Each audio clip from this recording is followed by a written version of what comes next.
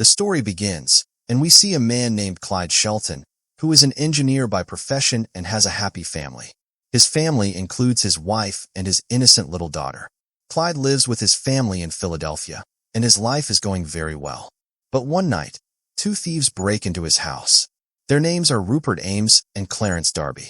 As soon as they enter, they attack Clyde, and Darby starts beating him.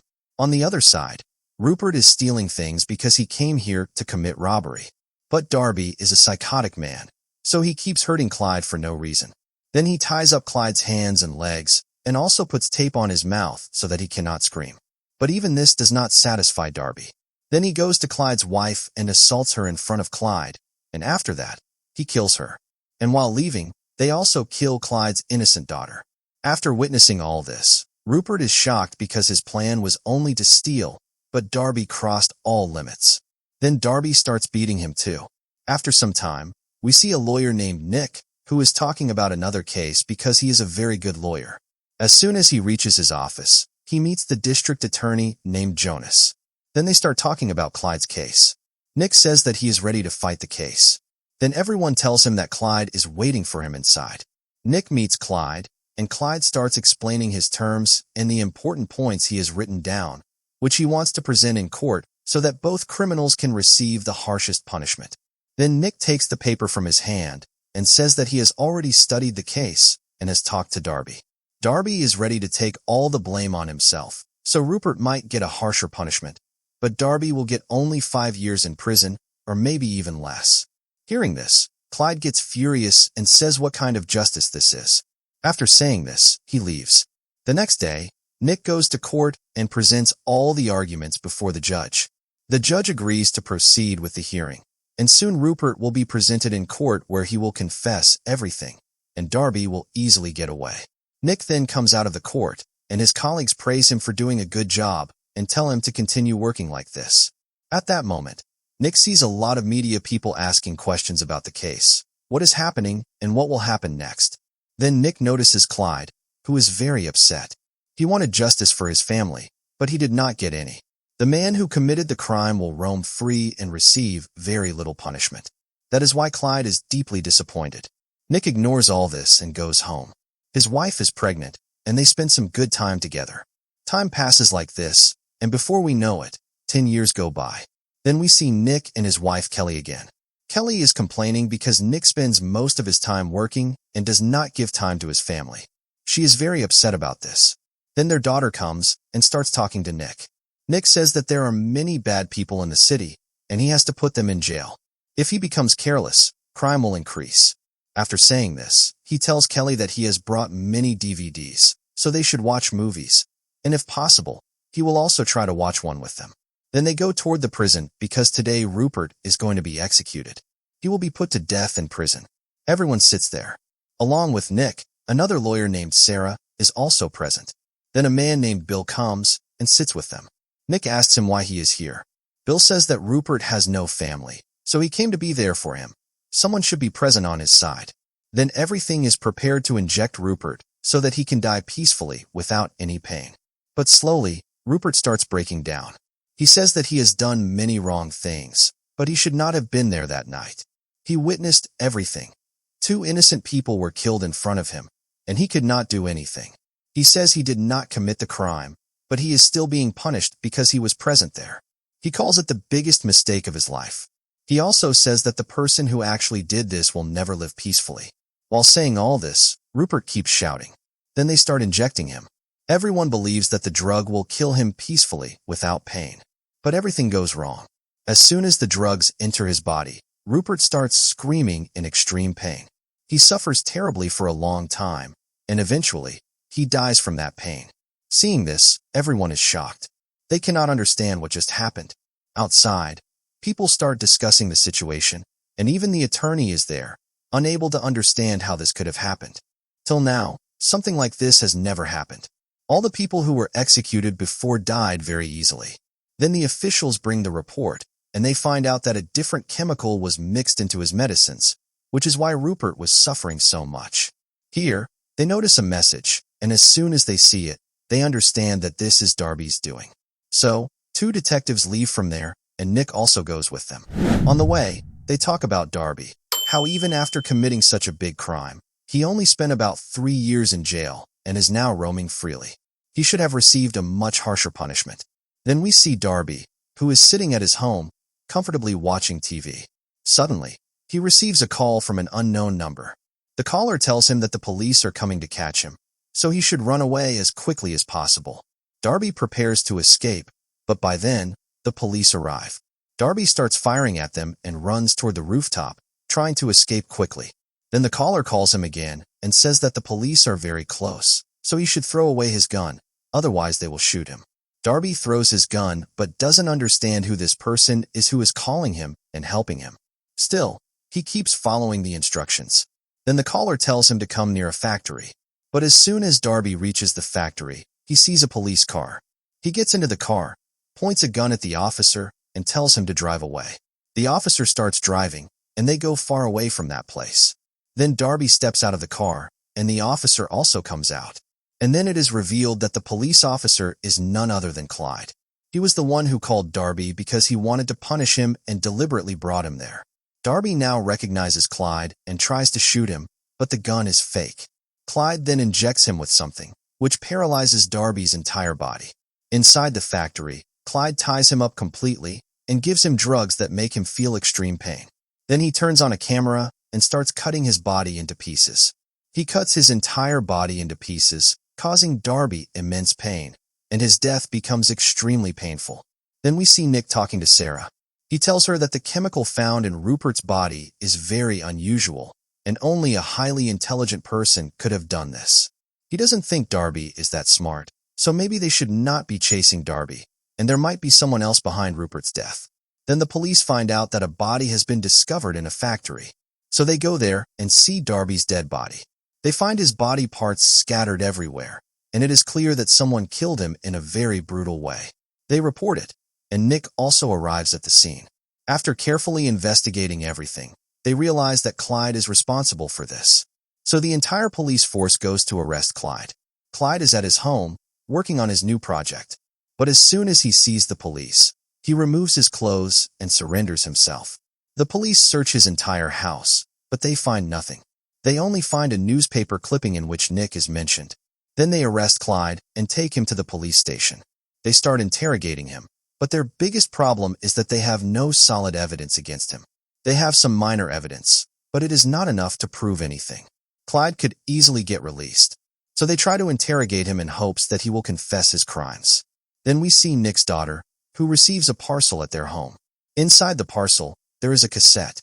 She asks her mother if she can watch it, but her mother refuses.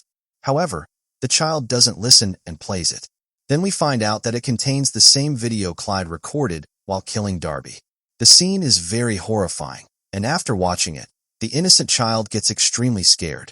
Then we see Nick, who is still unaware of this. He goes to meet Clyde and first disconnects the room camera. Then he tells Clyde that what he did was right. Rupert and Darby were very bad people, and it would not have been good for society if they lived among them. After saying this, Nick turns the camera back on and continues talking normally with Clyde. Clyde answers all his questions. Then Nick starts to leave, but Clyde stops him and asks if he would like to have lunch with him. Nick refuses and walks out. At that moment, Nick receives a call from his wife. She tells him what happened at home, that someone sent a videotape showing a man killing Darby. The man was wearing a mask, so his face was not visible, but the scene was so horrifying that both Nick's wife and daughter were terrified. After hearing this, Nick becomes worried. He realizes that Clyde is behind all of this. Clyde is very clever, and it won't be easy to catch him. There is also very little evidence. Still, the next day Nick goes to court and tries his best to get Clyde bail, but in the end, the judge grants him bail. Hearing this, Clyde gets angry and says that this is how the system works. He says that Nick easily got him bail even though he is charged with multiple serious crimes, and yet no one cares. He says that because of people like them, many dangerous criminals are roaming freely on the streets. And after hearing all this, everyone left shocked, wondering why Clyde is doing this, because he had already been granted bail, which was a good thing for him. But Clyde himself does not want bail, and he starts behaving rudely. He becomes so disrespectful that the judge rejects his bail request and orders him to be sent back to jail. By evening, He is locked up again, and they begin taking his confession. Clyde accepts that both the murders were committed by him, and he was involved in both killings. After taking the confession, Nick starts to leave, but Clyde stops him and says that he wants to confess more. However, Nick says he doesn't want to hear anything and tells him to go talk to a priest if he has more to say, and then he leaves. Then Clyde tells everyone about Bill. Bill was the lawyer handling Darby's case and had come to witness Rupert's execution. Clyde reveals that he has kidnapped Bill and will only reveal his location if he is given food from his favorite restaurant within a specific time. Everyone starts discussing this, and they bring the food to Clyde, but they deliver it late. Then Clyde gives them the information. The police reach a deserted place and start digging the ground. They find Bill buried inside. However, Bill is already dead because he had only enough oxygen to survive until a certain time, and the police arrive too late. Hearing this, Nick is shocked. He also learns that Clyde killed his cellmate, which is why he has now been placed in solitary confinement. Then Nick goes to meet Clyde and asks why he did this to Bill. Clyde says that justice is always harsh, but it should be like this. He claims that he has delivered justice. After seeing all this, Nick says, "What do you think your wife and daughter would feel seeing your actions?" Hearing this, Clyde remains silent for a moment and then says that his wife and daughter are already dead. Nick leaves from there and goes to meet Sarah. They start investigating everything about Clyde and find one of his associates, who reveals that Clyde is a mastermind. No one can understand his plans. He can kill anyone without anyone even noticing, and once he makes a plan, no one can stop him. The only way to stop him is to kill him. After hearing all this, they want to take strict legal action against Clyde as soon as possible, and the judge also understands the seriousness of the situation. At that moment, her phone rings, and as soon as she answers it, the phone explodes, killing her. Seeing this, Nick becomes even more terrified. He goes to Clyde and asks what he is doing. Does he want to take revenge on the entire city? Clyde says that this is not about revenge, it is about justice. And when justice fails, it must be corrected like this. He gives them a final warning. If by 6 p.m. that evening all charges against him are not dropped, then he will kill everyone connected to the case, and no one will be spared. Hearing this, Nick leaves and talks to Sarah. He says that Clyde must have someone outside helping him, which is how he is doing all this. So he asks for the list of all prisoners in the jail, as well as all of Clyde's contacts. Everyone starts working on it. Sarah brings all the files, but she keeps telling Nick to think calmly. Soon it becomes 6 p.m., and Nick clears his office, thinking something might happen. At first, nothing happens, but as soon as people step outside, explosions start happening one by one, and even Sarah's car explodes, killing her. Then Nick finds a device there and realizes that it was used to send a signal indicating that everyone had entered their cars. This makes him even more suspicious. Then he goes to meet the mayor, who is extremely angry and says that the entire city is terrified, so all of this must be stopped as soon as possible. Nick then goes to his wife and daughter and sends them out of the city to keep them safe. But when he returns to his office, he finds the same newspaper clipping, now framed and placed there. This disturbs him deeply. He then goes to the jail to meet Clyde.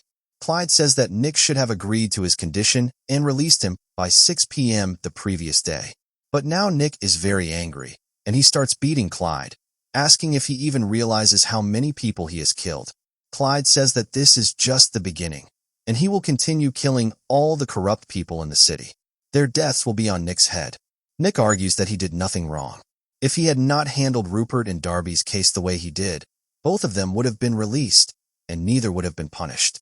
At least Rupert was executed, and Darby went to prison for 3 years. Neither escaped completely.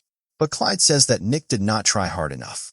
If he had truly tried to get both of them the death penalty, something might have happened. At least Clyde would have seen his effort.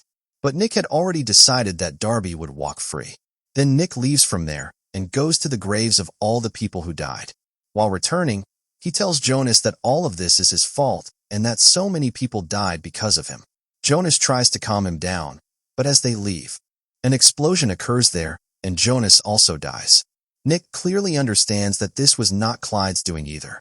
So he goes to the mayor to resign, but the mayor instead makes Nick the district attorney and tells him that now he has to handle this case because only he can stop that madman. Nick gets back to work. One day, he receives a mail from Sarah's boyfriend.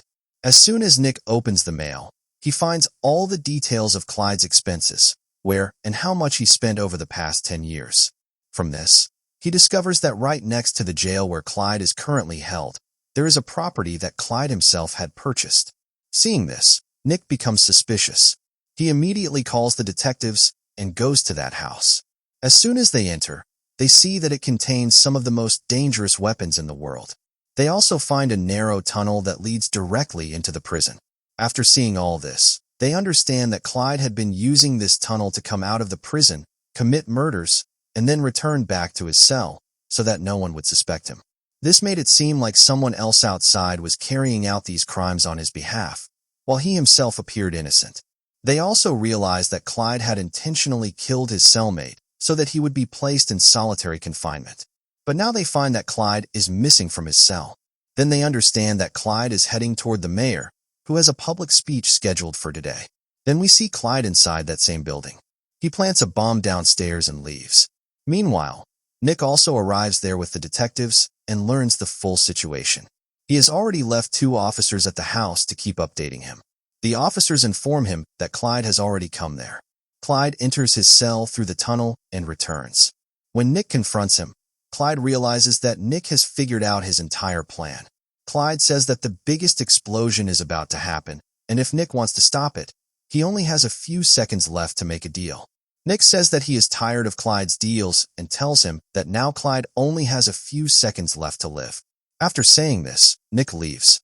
Then Clyde realizes that the bomb he had planted in the mayor's building has been brought into his own cell, and this was done by Nick.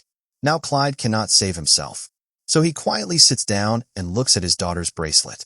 Then an explosion occurs, and Clyde dies in that blast. Time passes like this. After some time, we see Nick with his wife, watching their daughter's performance, and the story ends here. If you like this story, then like, share, and subscribe to the channel. Thanks.